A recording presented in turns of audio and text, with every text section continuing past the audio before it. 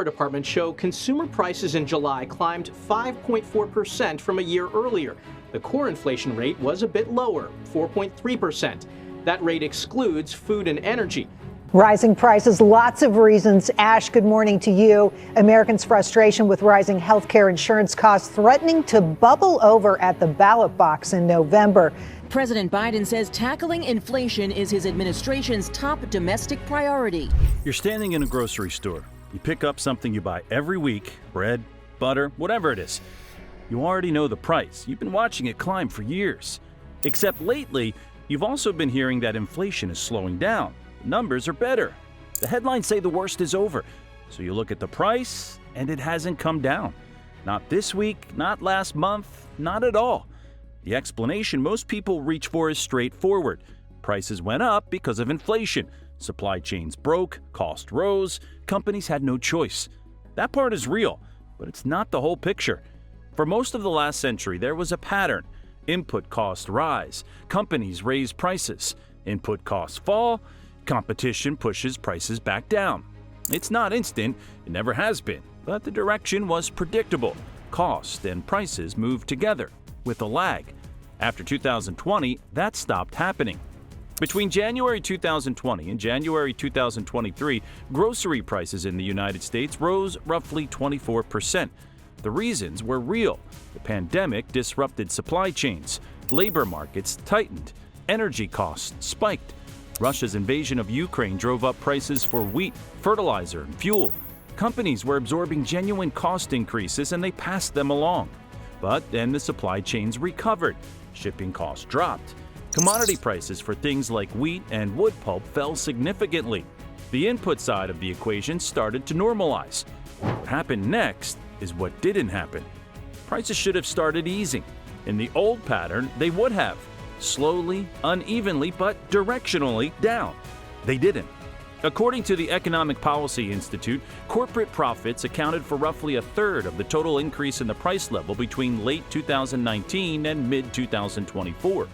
In the 4 decades before the pandemic, profits typically drove about 11% of price growth. During the second and third quarters of 2023, that figure hit 53%.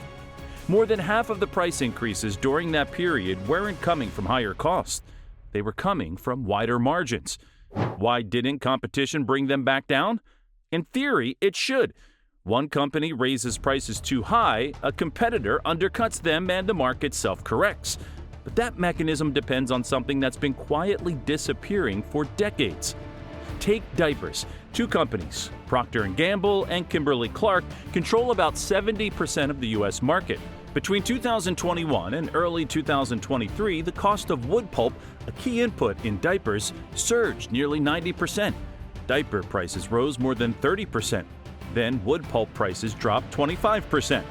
You'd expect diaper prices to follow, at least partially, at least eventually. They didn't move. On an earnings call, Kimberly-Clark's CEO acknowledged that cost pressures had eased. He said the company had priced appropriately and didn't expect prices to come down. That's not a company responding to market forces. That's a company that doesn't have to. It wasn't just diapers. PepsiCo raised prices by double digits in 2022 and 2023. Its CFO told investors the company could continue to expand margins even as inflation eased. Coca-Cola did essentially the same thing at the same time. Its CEO said the company had earned the right to keep prices high. 2 companies, each other's only real competition. Neither had an incentive to move first. Meatpacking.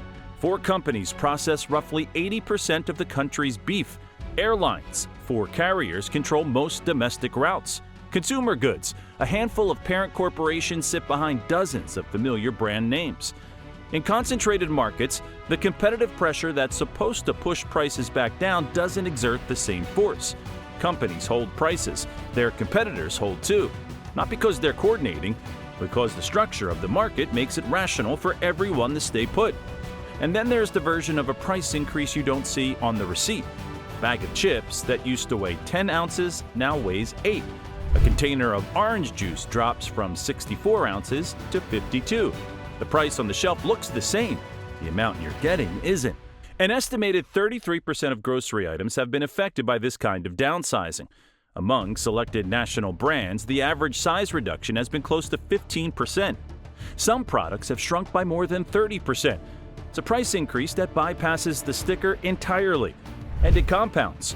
When the package shrinks and the price stays the same, the per unit cost goes up. When the per unit cost becomes the new baseline, future price increases stack on top of it. The floor keeps rising quietly. Here's what that actually looks like inside a household. The median household income in the United States is roughly $80,000 a year. Before the pandemic, the average family spent about $5,300 annually on groceries. That same basket of food now costs closer to $6,600. That's about $1,300 more per year. Not eating differently, not eating more, the same food. $1,300 doesn't sound catastrophic in isolation, but it doesn't arrive in isolation. It arrives alongside higher rent, higher insurance premiums, higher childcare costs, each one absorbing a few more percentage points of take-home pay. The average family now spends more than a third of its income on housing alone.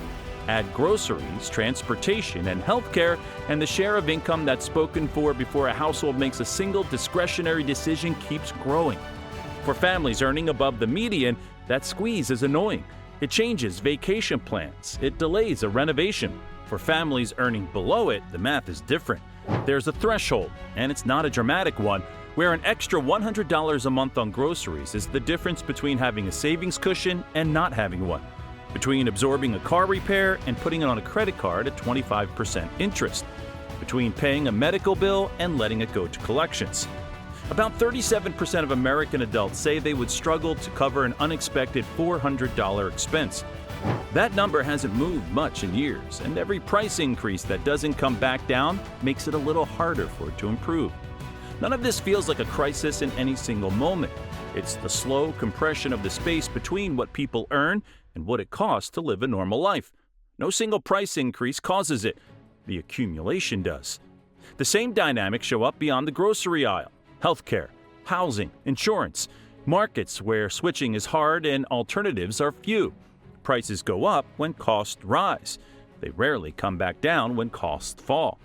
The mechanism that's supposed to prevent this competition hasn't vanished, but in many of the markets that affects daily life. It has thinned to the point where it functions differently, not as a force that disciplines prices, more as a set of signals that companies use to match each other.